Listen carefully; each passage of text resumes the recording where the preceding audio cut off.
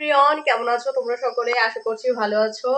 আর আজকে তো জন্মাষ্টমী, তাই সবাইকে শুভ জন্মাষ্টমী, অনেক শুভেচ্ছা। আর আমাদের ভোগ রান্না প্রায় হয়ে গেছে, সুজিটা বাকি আছে করা, অন্যান্যগুলো প্রায় হয়ে গেছে, কিন্তু এর মধ্যে গ্যাস শেষ হয়ে গেছে। তো যিনি আমাদের গ্যাস দিয়েছেন ওনাকে ফোন করা হয়েছে, এমার্জেন্সি গ্যাসটা লাগবে, বাট উনি দিতে পারবে না। তো এখন ভীষণ বিপদে পড়ে গেছি। তো মা বাড়িতে এক্সট্রা গ্যাস থাকে, যেহেতু আমাদের মা বাড়িতে লাড্ডুর বিজনেস আছে, ওখানে লাড্ডু তৈরি করা হয়। তো মা আর ভাই গেছে মা বাড়িতে আনতে, দেখা যাক যে কতদূর কি হয়।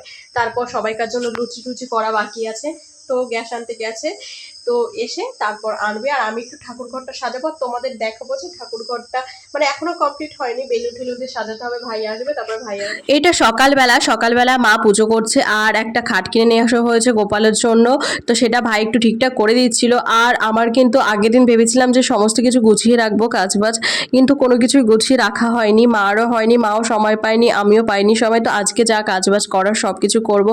আসন টাসন নোংরা হয়েছিল সেগুলো পরিষ্কার পরিচ্ছন্ন করছি। আর আমাদের গোপাল কিন্তু সব দিন ছিল না আমাদের বাড়িতে, মানে এটা হচ্ছে আমার দিদার গোপাল। তো দিদা পুজো করতেন, তো আমার দিদা যখন মারা যায় তার প্রায় 2-4 মাস কি 2-3 মাস এরকম বা 6 মাস এরকম হয়তো হবে, আমার ঠিক মনে নেই।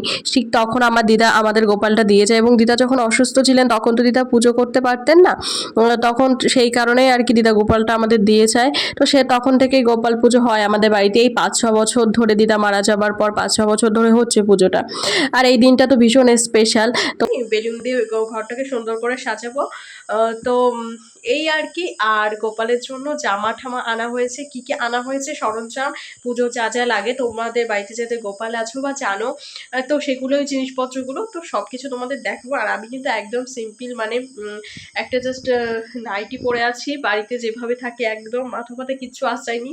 দুপুরে ঘুমিয়েছিলাম, তো ঘুম থেকে মানে ঘুমিয়েছিলাম বলতে একটু রেস্ট নিয়েছিলাম, সারাদিন কাজবাজ করে একটুখানি রেস্ট নিয়েছিলাম। তো রেস্ট নেওয়ার পরে তারপরে উঠে আবার মানে ময়দা ফয়দা মাখলাম, ঠাকুর ঘর টরগুলো একটু গোছালাম। তো এই আর কি।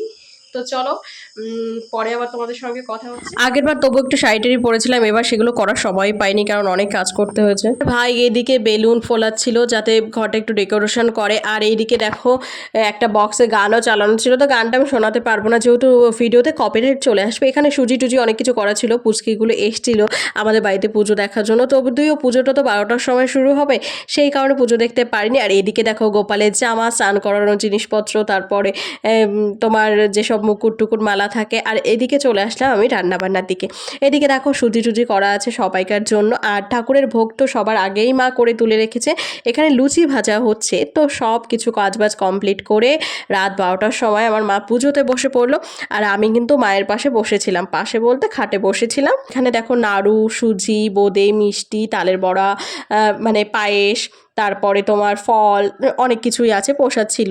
তো তারপরে এই দেখো আমাদের গোপালের খাটটাও কিন্তু ফুল দিয়ে খুব সুন্দর করে সাজানো হয়েছে। আর আমি বসে বসে পঞ্চপ্রদীপ ধরিয়ে দিচ্ছিলাম, একটু চন্দন বেটে দিচ্ছিলাম, টুকিটাকি মাকে হেল্প করছিলাম। আর মা এখন গোপালকে স্নান করাবে বলে, তো তারপরে এই যে দেখো গোপালকে স্নান করানো হচ্ছে।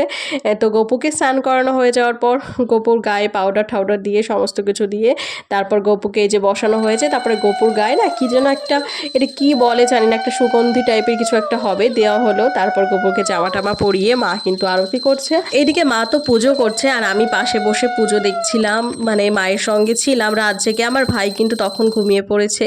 এবার ভোগ নিবেদন করছে মা গপুকে। আর দেখো আমার গপুকে কি সুন্দর দেখতে লাগছে আজকে, তাই না? নতুন জামা কাপড় পরে খুব সুন্দর লাগছে।